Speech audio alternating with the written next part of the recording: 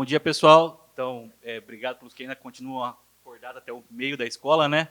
Já estão cansados, mas vou tentar falar um pouquinho sobre de que forma que o síncrotron pode ajudar no estudo de magnetismo. Então, antes de começar, quem é que trabalha com magnetismo?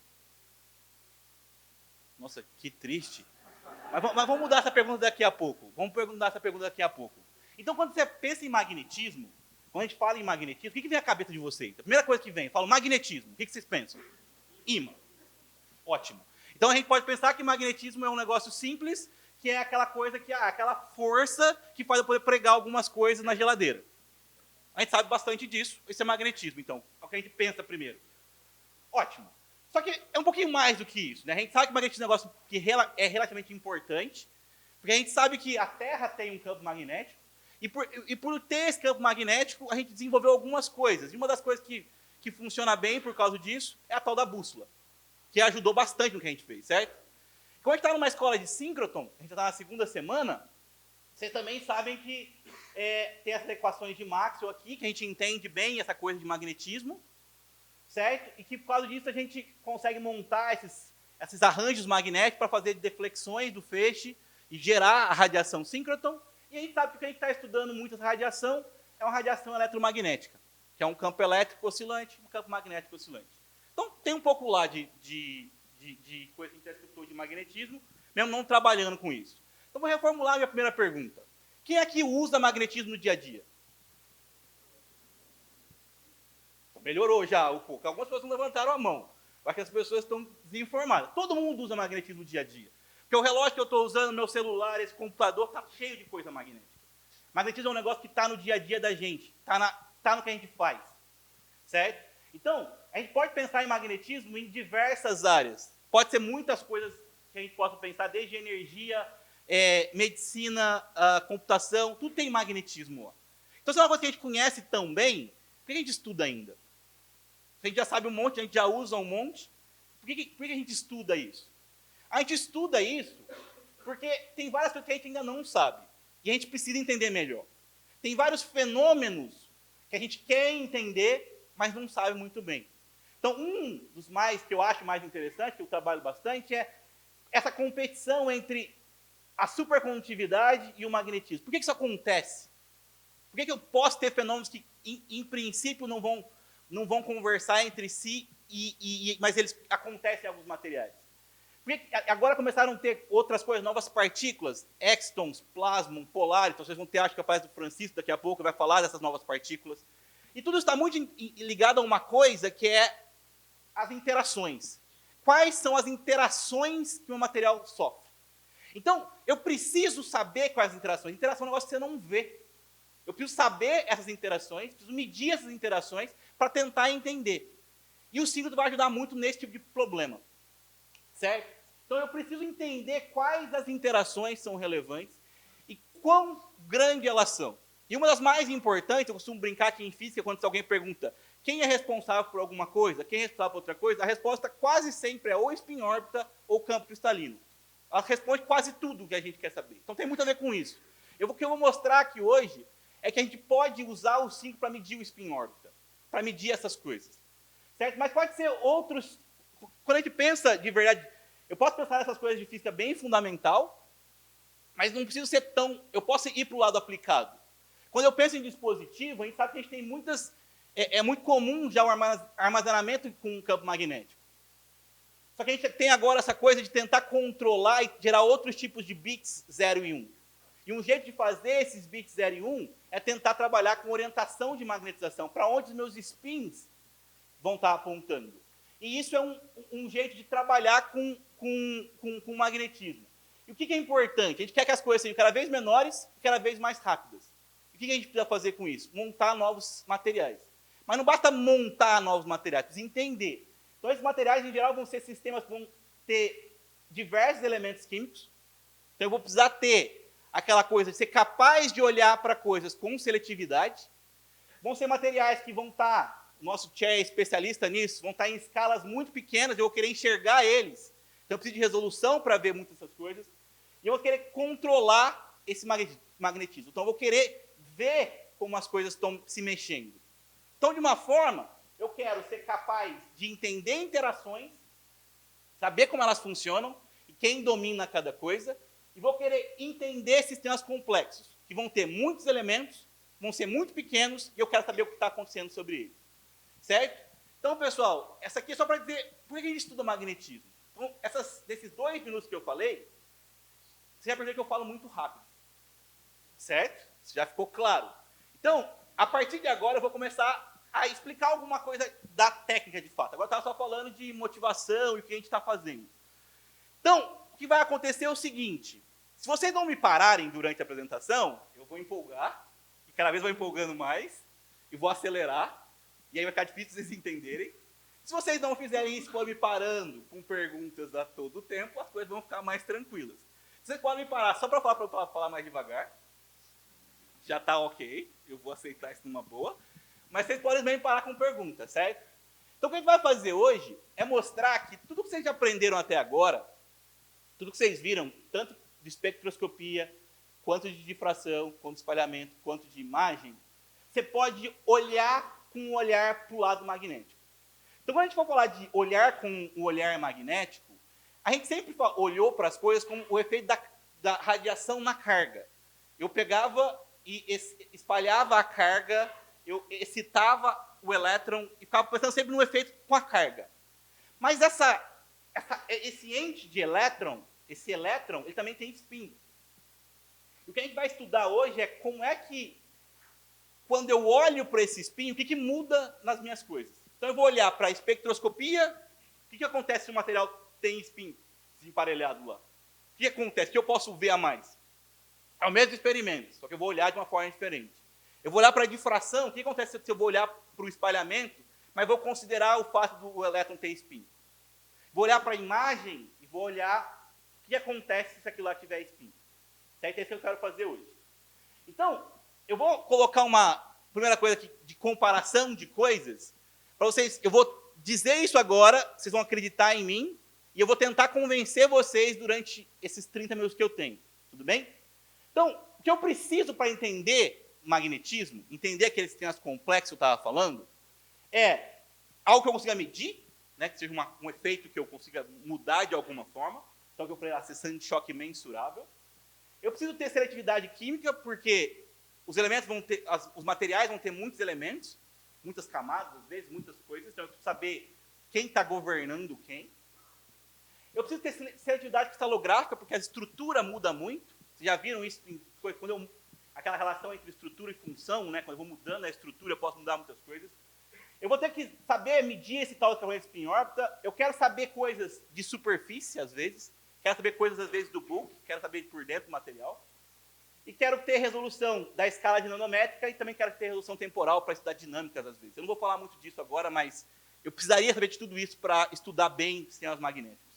O que o síncrotron me dá? O síncrotron me dá tudo isso. Eu tenho alto fluxo, eu posso fazer ressonância, então eu consigo ter essas seletividades aqui. Eu consigo ter polarização, então eu consigo selecionar spin e vai me ajudar a achar isso. Eu consigo focar e consigo ter uma resolução temporal. Então existe uma compatibilidade muito grande aqui. Então é um caso de amor entre síncrotron e magnetismo. A gente se gosta. E é por isso que tem várias pessoas aqui no laboratório que trabalham com magnetismo. Então, como eu falei, o Giovanni trabalha com isso, o Narciso trabalha com isso, o Túlio gosta de trabalhar com isso, mas foge. E tem várias pessoas que trabalham com magnetismo aqui, várias linhas que trabalham com magnetismo aqui. E isso é porque as duas coisas são muito compatíveis, a gente consegue aprender muita coisa com o síncrotron. Então, pessoal, que técnica a gente vai trabalhar hoje? Com todas. Não vou falar de todas, é óbvio, mas qualquer técnica a gente pode colocar, a gente, em princípio, pode trabalhar com magnetismo. Então, eu vou ter lá aquele processo, e agora eu vou tentar olhar para o efeito do spin. Hoje eu vou falar de algumas só. Eu vou falar de dicroísmo circular magnético, vou falar rapidamente de difração magnética, e vou falar um pouco de microscopia. Vocês vão ter uma aula bem de microscopia na sexta, então eu não vou falar disso, porque o Júlio vai falar melhor depois na sexta-feira. Então, mas eu podia pegar qualquer técnica que vocês viram falar e colocar lá, magnético alguma coisa, vai funcionar. Então dá para fazer, dá para estudar. Não tem nada de muito diferente. Então o que eu quero fazer agora é construir essa ideia com vocês. Então vocês já sabem tudo, vocês tiveram a parte difícil já foi feita semana passada. Vocês entenderam como é que o processo funciona? E agora a gente vai fazer isso olhando para o spin. Então vamos colocar mais um grau de liberdade lá no negócio e ver o que acontece. Então vamos lá. Então vocês aprenderam, eu vou começar com espectroscopia, tá? Que é o que eu vou falar um pouco mais, isso é uma questão pessoal mesmo, é onde eu trabalho um pouco mais. Então vocês aprenderam lá que o coisa tradicional de espectroscopia é, eu tenho fótons que chegam, interagem com a minha amostra e eu meço o que tem depois, certo? E aí vocês sabiam que eu consigo relacionar essas duas coisas e eu faço uma transição, arranco um elétron de caroço e provo e levo para um estado vazio. Uma coisa trivial, vocês deram de absorção, ó, certo? Então, quando você faz isso, você está, na prática, medindo quantos estados ocupados você tem naquele nível que você está provando. Você está arrancando alguém de caroço e medindo quantos espaços você tem lá na banda de valência. É isso? Até aqui? Ok, certo? Então, beleza. Então, vocês viram que quando eu pego, por exemplo, os elementos 3D aqui, vocês lembram lá da tabela periódica, ela tem 3D, 8, 9, 10. Quanto eu tenho menos elétrons, essa região que eu chamo de linha branca aqui, aumenta à medida que eu tenho mais espaços. Certo? Então, isso é o que vocês viram. Então, eu meço no experimento de absorção quantos buracos eu tenho naquele nível que eu estou provando. Certo? No caso de uma borda L, eu saio do nível P e levo para o nível D. Certo? O que acontece se eu... Só que aqui eu estou só para elétron. Estou arrancando um elétron, estou esquecendo de polarização, não estou falando de spin, estou arrancando e estou levando para o outro nível, certo? Se tiver spin, o que vai acontecer agora? Bom, se tiver só spin, não adianta nada, vamos dizer assim. Mas a gente pode fazer uma outra coisa, que o spin já está lá sempre, né? A gente não tira o spin do elétron. Mas se eu colocar um outro grau de seletividade na minha radiação, vocês aprenderam na aula do Pedro que o raio-x pode ter polarização. Ele pode ser linearmente polarizado, ou ele pode ter circularmente polarizado, não foi? Quando ele é circularmente polarizado, o que acontece? Ele tem o quê? Momento angular. Então agora eu tenho o momento angular da radiação e tenho o momento angular lá do spin. Então eu tenho essas duas coisas. Eu vou ter que interagir. Então eu não vou discutir o princípio de tudo, mas vocês vão ter que guardar se eu coloco radiação circularmente polarizada, eu vou colocar um outro grau de seletividade na minha espectroscopia.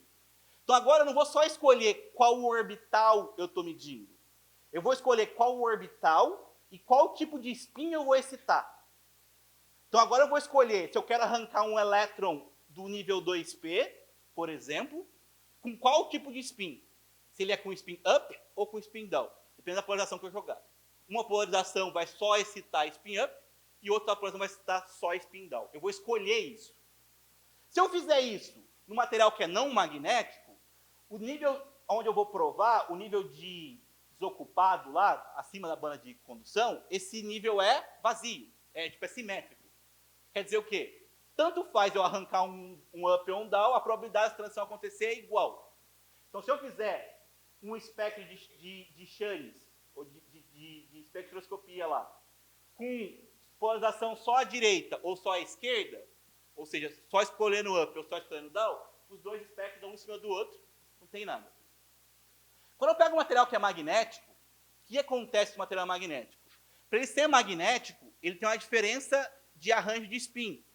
Então eu tenho mais um tipo de spin na banda lá desemparelhada, então eu tenho mais spin up do que spin down, ou vice-versa. Se eu tenho mais spin up do que spin down, ou aquilo ocupados, eu mudo a probabilidade de transição, certo? Então aqui nesse desenho, é muito mais fácil eu transicionar para essa parte aqui, que é a parte do down, concordam? Eu tenho muito mais espaço para eu ir do que da parte do up. E por ser muito mais fácil, ó, que eu ponho os dois espectros, eu vejo uma diferença grande aqui. Tá? E essa diferença entre esses dois espectros é o que eu chamo de dicroísmo circular magnético.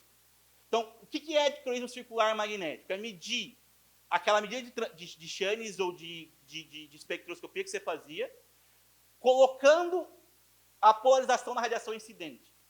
E quando eu faço isso, eu escolho qual spin eu estou pegando. Estou escolhendo qual spin eu estou pegando.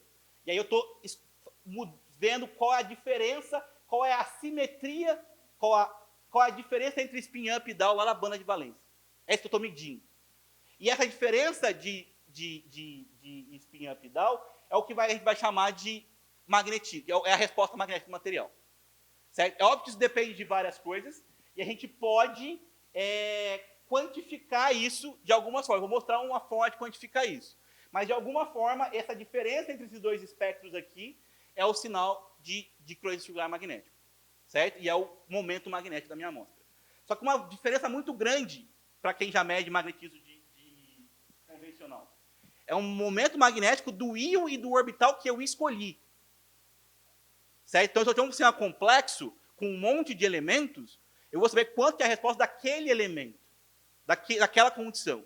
Então, eu estou pegando a seletividade da espectroscopia e colocando ela no magnetismo. Certo? Por que isso é importante? Então, aqui, por exemplo, um exemplo. Então, aqui esses sólidos moleculares, que são materiais que têm, são um arranjo de moléculas que você tem uma fraca ligação covalente entre si. Então, eles preservam o caráter molecular. E aí as pessoas pensam muito nesses materiais para aplicação em dispositivos usando esse tipo de material, porque seria fácil de mexer com ele com química. Você poderia ter química orgânica ou inorgânica. Eu esqueço que eu tenho que segurar o microfone mais perto, né? Mas como eu falo muito alto, deve estar dando certo para a gravação. Mas, então, esses materiais, você pensa em poder fazer dispositivos, fazer transistores moleculares, fazer spinners moleculares, coisas para você fazer na eletrônica, só que com materiais moleculares. Só que você precisa controlar eles. Então, uma forma de tentar fazer isso é ver como é que ele vai acontecer quando eu pegar esse material molecular e colocar isso num substrato, em alguma coisa em cima dele.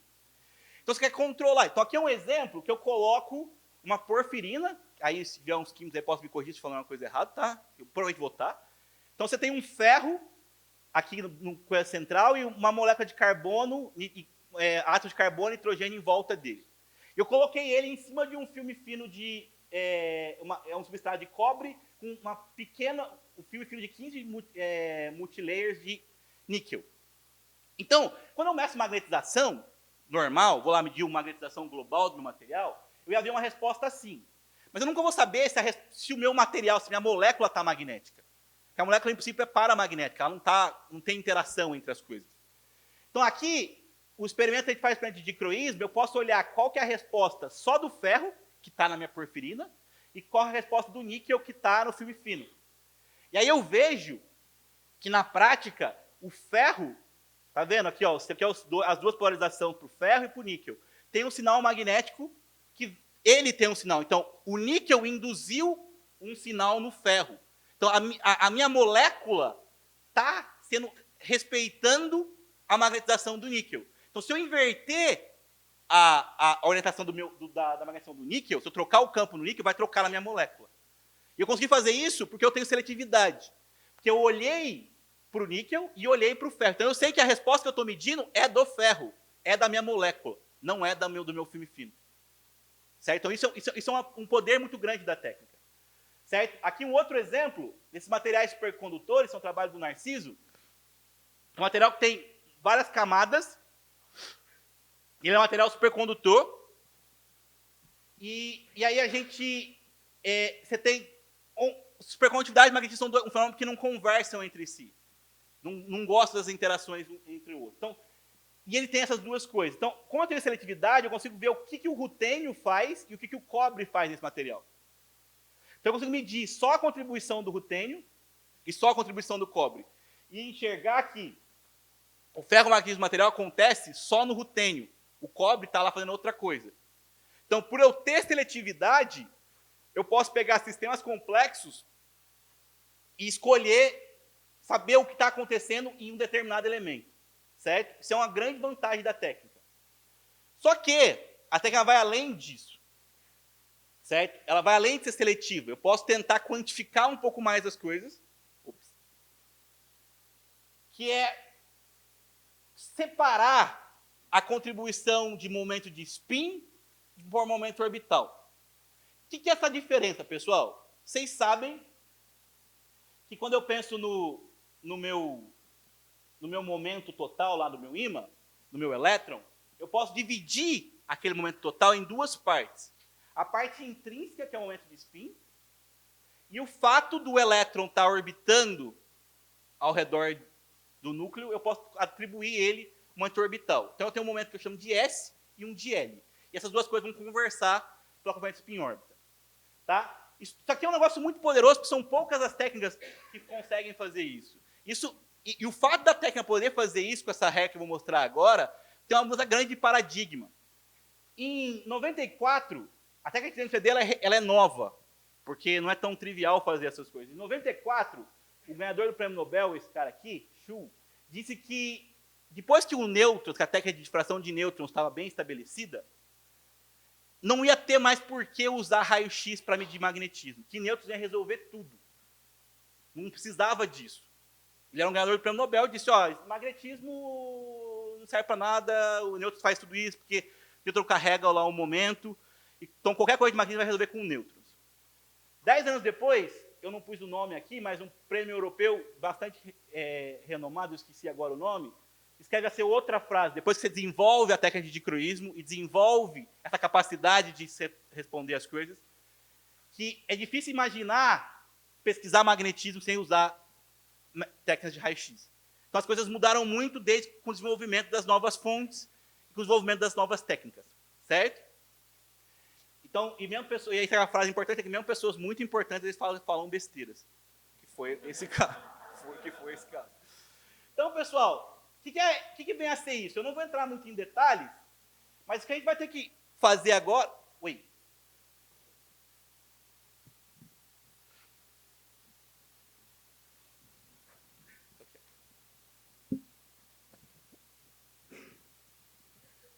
Bom dia. Bom dia. Uma pergunta, essa técnica ela tem sensibilidade para grupos superficiais ou apenas para o bulk do material? Não, para as duas coisas. Uma segunda pergunta, ela teria resolução temporal para poder... teria resolução suficiente para, por exemplo, captar estados de transição durante uma reação que sejam... que tenham spins desemparelhados? Sim. Depende da escala temporal que você está falando dessa reação, mas em princípio vai ter a escala temporal do 5, que é da ordem de 10 a menos pico, alguma coisa que perde pico segundo. Se a gente está falando de alguma coisa de pico segundo, a gente vai poder resolver com essa seletividade. Só adicionando, em relação à temporal, tem um pessoal que estava fazendo XMCD em free electron laser, que usava tanto na escala de femtosegundo para ver a mudança. Quando você tem um ímã, átomos mais isolados, você aplica um campo e vê o tempo que o spin leva para mudar de um ponto para outro. E essa na ordem de femtosegundo. Isso dá para fazer também. Obrigado. Só uma curiosidade aqui, eu sei que essa técnica usa o síncrotron, mas existe alguma possibilidade de ter uma técnica dessa para bancada, ou portátil, ou algo do tipo? É possível, não é? Só questão de curiosidade. Eu acho que possível é, só que o problema é que você vai ter que ter muito fóton, porque a questão, você vai precisar de um fluxo relativamente alto e contar por semanas. Eu vou mostrar um resultado daqui a pouco aqui, que a gente mediu nesse síncrotron. A gente demorou, sei lá, para ter um sinal bom, alguma coisa perto de 6, 7 dias medindo. Isso num síncrotron aqui. Se a gente fazer um experimento similar a esse numa bancada, talvez vai demorar semanas. Seria possível, mas talvez você precisar trabalhar com novas fontes mais potentes, coisas desse tipo. Eu pensei mais na questão de, sei lá, mapeamento, assim, uma ideia mais, por exemplo. Acho que talvez em casos bem específicos você precise disso, não é muito grande, talvez você consiga fazer mesmo com fontes. Eu tenho uma curiosidade. No XPS tem um acoplamento spin-órbita. Você daria para aplicar um aparato de polarização no XPS para fazer uma análise magnética assim? Ou não? Então, vocês vão ter um pouco disso quando vocês vão falar do PIN, que é uma coisa de imaginar, que tem essa resolução exatamente na sexta-feira. Então é possível fazer coisa desse tipo. Mas tem um pequeno problema lá, que é aplicar o campo magnético, por causa do detetor. Porque, bom, quando você fala de coisas magnéticas, você tem que aplicar um campo também. E o XPS, você mede o elétron lá. Né? Então o detetor precisa daquela deflexão. Quando você aplica campo lá, se atrapalha um pouco. Então aplicar campo num XPS não é tão trivial. Certo? Mas é possível fazer aparatos experimentais que vão permitir você também resolver coisas desse tipo. Obrigado. Mais alguma coisa, pessoal? Eu acho que eu estou um pouco atrasado. Mas coisa de leve. De leve. Hã? Mais 5 minutinhos. Não, vou ficar mais um pouquinho mais, mas tudo bem. Então, olha só, pessoal. Eu vou falar aqui da regra de soma, que é o que eu vou falar agora, que é essa coisa de como calcula o momento orbital e de spin. Então, isso aqui é só para ilustrar que isso é possível com a técnica. Eu não vou deduzir essa equação, até porque eu não sei também, né? Então, isso é difícil eu mostrar. Então, o que eu falei para vocês é que essa região aqui dá o número de buracos. Então, o que acontece? Se eu sei bem o meu modelo, eu posso tirar a parte que não tem a ver com isso do meu espectro, que eu posso tirar de algumas formas. Uma forma é eu simular essas funções de grau aqui, e aí pegar essa área para calcular o número de buracos. Então, isso num espectro normal, que não tem polarização, eu vou estar calculando quantos buracos eu tenho na minha banda de valência lá. Isso é uma medida.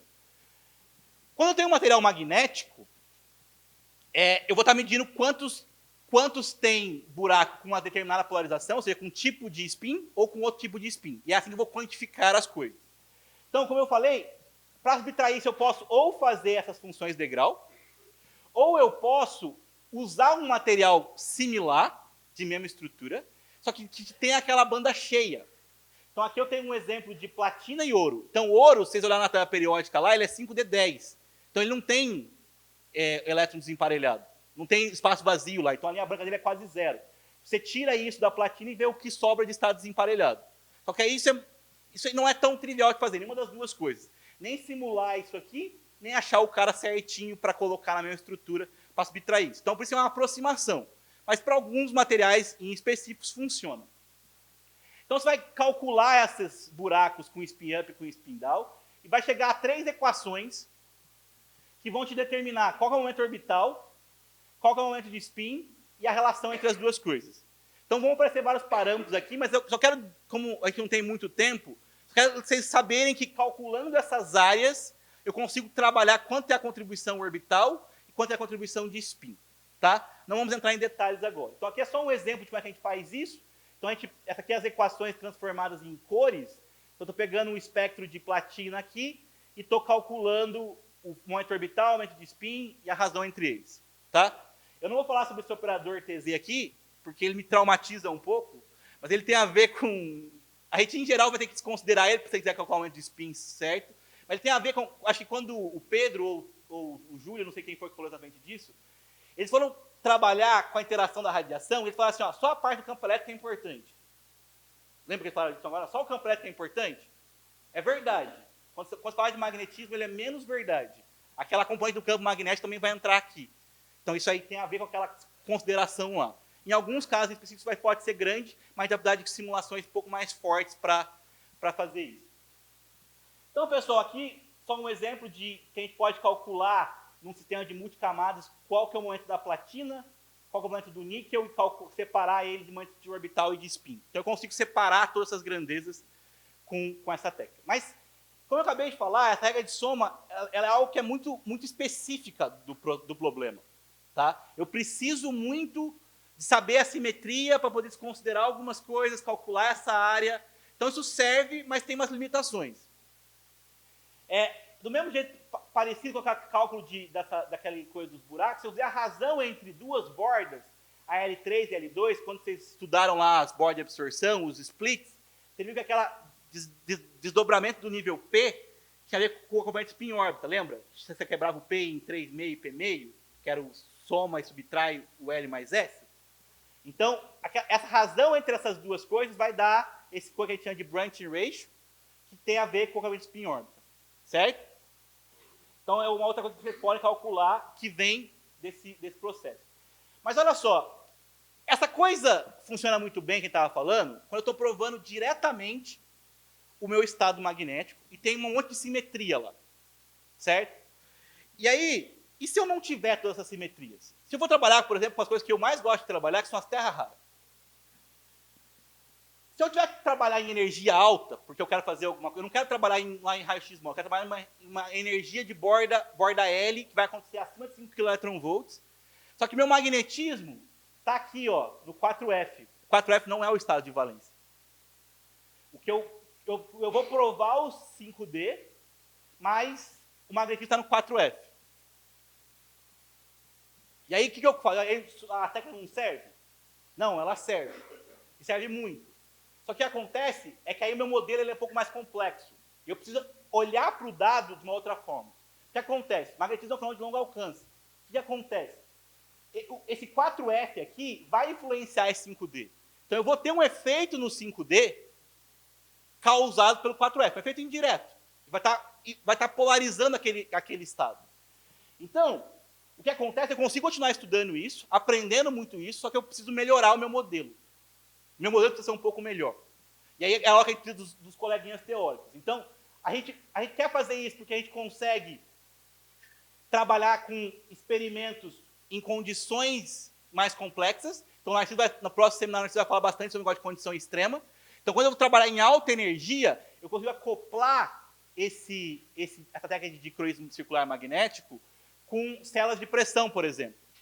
Então, quando eu consigo acoplar com células de pressão, eu consigo fazer isso com pressões muito altas. Que eu consigo mudar as formas que eu faço essa medida. Isso não é trivial para fazer em baixa energia. Que eu tenho, por exemplo, 2 diamantes para cruzar. Mas você vai mostrar isso, como é que funciona isso daqui a pouco. Mas a outra coisa que eu consigo olhar é que, quando eu vou para alta energia, vocês também fizeram uma outra aproximação durante o curso de vocês, que era só olhar para esse termo, né? Você pegava aquela onda plana lá e só olhava o termo dipolar, lembra? Quando eu vou para mais alta energia, o quadro polar fica importante. Daí isso é ruim? Não, isso é bom. Porque quando eu vou trabalhar com materiais pesados, tipo urânio, esse termo é relevante. E aí, quando eu olho para o sinal dicróico, ele me dá mais de uma informação só. Não é só uma que ele dá várias. Só que eu preciso de bons modelos. Então, ao invés de ter um único pico, que nem tinha o outro, eu passo a ter 2 estruturas. E como é que eu sei o que são as 2 estruturas? Só olhando para o espectro, e aí a dificuldade da técnica de espectroscopia em geral. Tem as coisas simples, você pode comparar, mas tem hora que o negócio não é simples. Eu preciso de bons modelos. Então, quando a gente faz uns modelos de cálculo de primeiros princípios, a gente consegue separar esse espectro em várias contribuições. Então, eu não estou medindo mais só o momento de um orbital. Eu estou medindo o momento de 2 orbitais e da hibridização entre eles. Então, é uma técnica que mede o quão hibridizado está o sistema. Certo? Então, isso mas por que eu sei isso? Para saber isso, eu preciso saber de teoria também. Eu preciso olhar para o meu processo e interpretar os meus dados com um pouco mais de cuidado. Certo? Tá bom. E aqui, olhando para as coisas de modelo, aqui um outro exemplo de aplicação disso para de dicroísmo. Então, como eu mostrei aquele caso ali do urânio, você tem essa coisa de estruturas de ferritas e de estruturas de Pinel, que tem muito em rochas. E isso tem muitas daquelas... Uma das coisas mais comuns nisso é a magnetita. Você pode usar magnetita para várias aplicações. E pensar isso na escala nanométrica, você pode usar isso para outras coisas, como, por exemplo, drug delivery, hipertermia e coisas desse tipo. Só que produzir essas hematitas por rotas só químicas, às vezes envolvem muitos solventes, coisas caras que não são muito boas ecologicamente. Mas tem mais alternativa de você fazer isso usando bactérias. Você usa bactéria, a bactéria produz um tanto de nanopartículas aqui. Só que a característica magnética do processo está muito ligada a qual a posição dessa estrutura de espinel que os íons de ferro está. E a técnica de NCD é muito sensível a essa posição cristalográfica. Então aqui, essa bactéria produziu essas ferritas de cobalto aqui, e aí você simula com cálculo de multipleto várias possibilidades, quais as possibilidades que você pode ter ferro em vários lugares. Como deveria ser o espectro de dicroísmo. Você calcula lá que você estiver numa posição, na outra posição, como é que é o espectro. Aí quando você olha para o espectro medido, você consegue comparar e ver quantos % de átomos você tem em uma configuração ou em outra configuração. Então eu estou olhando para uma nanopartícula com um arranjo magnético de espinel e vendo como é que isso acontece. Tá? Então isso é muito poderoso. Isso acontece quando eu tenho uma técnica que é forte para enxergar essas anisotropias, qualquer tipo de anisotropia, mas também quando eu tenho bons modelos, certo? Então, pessoal, e aqui só uma combinação. Então, aqui eu tive que simular vários sítios. Mas, às vezes, eu posso combinar, de novo, técnicas. Então, ao invés de fazer só espectroscopia, eu posso fazer uma espectroscopia casada com uma difração. Então, eu escolho o sítio cristalográfico agora. Então, aqui é um outro exemplo de um desses materiais termoelétricos. Então, o íon pode estar em duas posições diferentes dentro dessas gaiolas, e eu faço o experimento de dicroísmo com seletividade ao sítio. Então, agora eu não escolho mais só o elemento, só o orbital. Eu escolho o elemento, o orbital e o sítio cristalográfico, e faço o experimento. Então, eu sei qual a contribuição daquele sítio cristalográfico em particular. Então, quando eu vou colocando esse monte de graus de seletividade, eu vou entendendo melhor meu sistema. Tá? Então, aqui eu escolhi qual a contribuição desse íon aqui e desse íon aqui, e vejo qual que é a diferença entre esses dois íons, a resposta magnética de cada um deles. O fato de estar em um lugar e em outro. Tá? Então, pessoal, eu já estou bem fora do tempo, e eu só vou falar de, tipo, você pode fazer isso com circular, tem muito a ver com magnetismo, mas isso está intrínseco na espectroscopia quando está fazendo ela com polarização linear também. Porque isso tem, vocês viram lá que o espectro de Shannon está muito ligado à forma do orbital. Então, como é que está a estrutura local? Então, quando você faz materiais que têm assimetria de orbital, seja ela uma assimetria ligada, causada por ligação, e aí você vai rodando a sua amostra em relação à radiação, seja uma assimetria causada pelo campo magnético, pelo ordenamento, você vai sempre ter diferença nesse espectro. E essas diferenças são sinais que têm a ver com assimetrias, tem a ver com esse dicroísmo, tá? Com diferenças com relação à orientação, certo? Então, só para acabar, porque senão o Narciso não vai ter tempo para falar, como eu falei, eu fiz espectroscopia, mas pode pensar a mesma coisa para difração. Então, na difração, vocês falaram muito desse espalhamento dipolar, espalhamento Thomson aqui, né? Mas o fato de ter o campo magnético da radiação também vai defletir, vai mudar a direção, vai ter outros espalhamentos, que vão depender do spin eletrônico. E por isso eu vou conseguir ver esse espalhamento depende não mais da carga do elétron, mas do spin do elétron. O que vai acontecer com isso? Eu teria outro pico no meu padrão de difração que depende dos spins. Por que a gente não vê isso toda hora? Porque a seção de choque desse negócio é muito pequena. Quando a seção de choque é muito pequena, em uma medida convencional, quando o amigo perguntou de bancada, isso não vai aparecer. Mas lembra de uma coisa que o Thiago falou na aula para vocês, que quando eu tenho uma seção de choque pequena, eu posso ir para um lugar que chama ressonância? O que é ir para ressonância? Fazer o experimento próximo da região de difração, ou de um outro experimento, próximo de uma borda de absorção. Quando eu faço isso, eu entro num canal de ressonância aqui, e aí eu passo a ter um outro termo no meu fator de estrutura. Então, eu tenho um outro grau para aumentar esse sinal. Então, eu consigo aí ver algumas coisas. Então, se vocês forem comparar, é como se eu fosse medir o espalhamento de carga, fosse um monte, tipo o Monte Everest. Se eu fosse medir o magnético, é uma florzinha de 10 centímetros, mas quando você vai para a ressonância, ele sobe um pouquinho, vira uma arvorezinha. Então, é difícil de ver? É, mas é possível ver. E aí, eu não falei com detalhes, mas o plano de espalhamento da carga do spin ele é rotacionado. Então, eu posso colocar no meu experimento um analisador para olhar ora para o espalhamento de carga e ora para o espalhamento de spin. E aí, quando eu olho para isso, eu consigo fazer experimentos. E por que isso é importante? Porque quando eu faço esses experimentos, foi feito já há muito tempo, só que era muito difícil de ver. Mas quando eu consigo explorar, se você fizer regiões boas de ressonância, você consegue agora ver isso e identificar como é que a rede magnética está no meu material. Eu consigo fazer o meu ajuste, igual eu faço para saber a estrutura cristalina, eu consigo saber qual que é a estrutura, qual que é o arranjo dos spins da minha matriz. Certo? É óbvio que isso não é trivial, é óbvio que você precisa de muito fluxo para fazer isso. Certo? Então, do mesmo jeito que vale para a difração, vale para a imagem. Tá? Então, quando eu falo de imagem, eu preciso ter uma resolução espacial e preciso ter contraste, e esse contraste pode ser a polarização. Eu vou escolher uma polarização para poder medir isso. Então, como eu falei, vocês vão ter uma aula do Júlio só sobre PIN, e aqui só um exemplo ilustrando que foi feito aqui, o SATO, para vocês de tacografia, que é olhar como é que as linhas de campo de um material macroscópico, da ordem de microns, como é que essas linhas de campo vão se organizar. Então, aqui tem um bastão de material magnético, você faz tipo uma tomografia dele e consegue olhar como é que essas linhas de campo vão se organizar.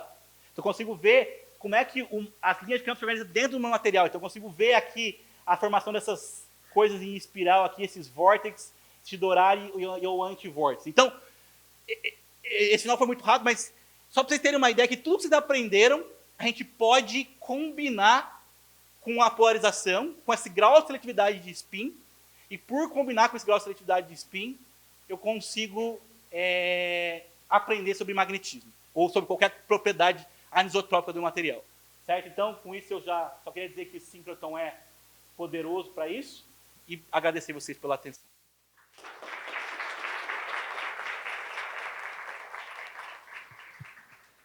Cinco minutos para perguntas.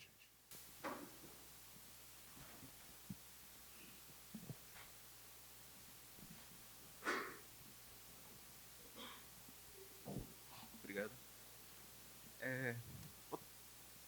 Alô, alô? No caso, essa técnica, a gente poderia usar ela em conjunto com a aplicação de um campo externo para obter mais informação do material? Por Sim, exemplo, sim. Tipo, essas técnicas que dependem só de fóton, essas duas aqui, tanto a scanning quanto a transmission, usando só fóton, você poderia aplicar campo sem nenhum problema. Eu acho que é isso que vão fazer na linha Carnaúba, por exemplo. Vai ter a possibilidade de se aplicar campo e fazer esse tipo de medida. Mas ela é sensível, por exemplo, quanto à orientação do campo em relação ao ordenamento do Sim, porque aqui você está vendo, nesse caso aqui, você está vendo como é que estão as linhas de campo do material quando ele está ordenado. Se você mexer com o ordenamento dele de alguma forma com o campo magnético, vai mudar. Você vai sentir isso. Se o material responder de alguma forma a campo, isso vai mudar. Obrigado.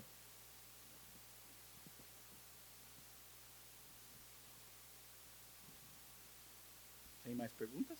Tem uma. Bom dia. Eu tenho duas perguntas.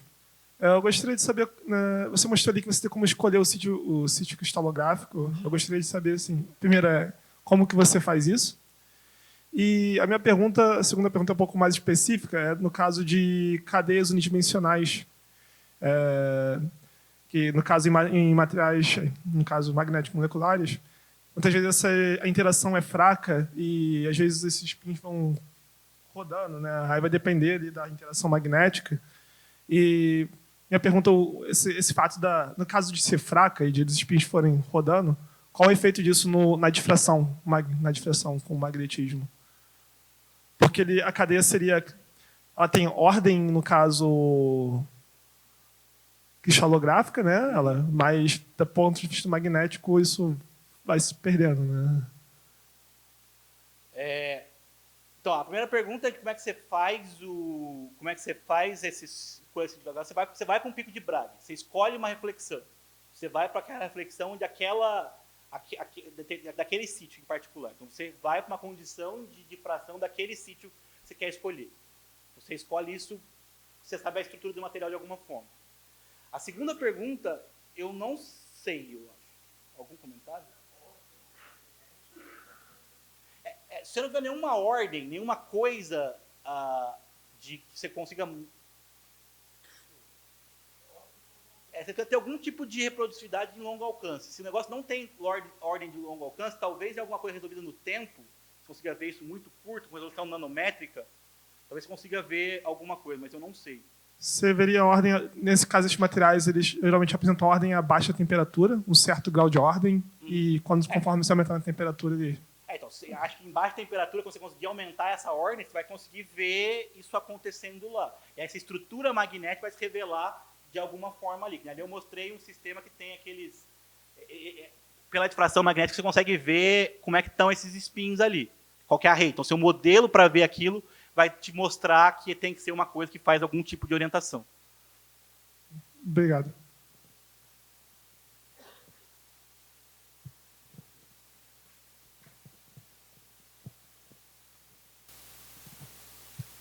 O que haveria de particular em trabalhar com as terras raras, fazendo esses estudos? Você citou que... Não, então, a gente não tem nada de muito... Bom, o particular é que, quando você está trabalhando em alta energia, o que você está fazendo é medir um orbital que não é o orbital que, de fato, te dá o magnetismo. O magnetismo está no 4F, você está medindo o 5D. Então, isso dá uma coisa, você está vendo uma coisa de uma forma indireta. Você pode fazer o mesmo experimento olhando para o 4F, em baixa energia. Então, em baixa energia é o mesmo experimento. Você está olhando para lá e dá um sinal super grande. Bordas M, você vai olhar isso sem muitos problemas. Nas bordas L, aí você tem um problema que você está olhando a coisa indireta. Então, interpretar isso é mais complexo. Porque não é direto a informação.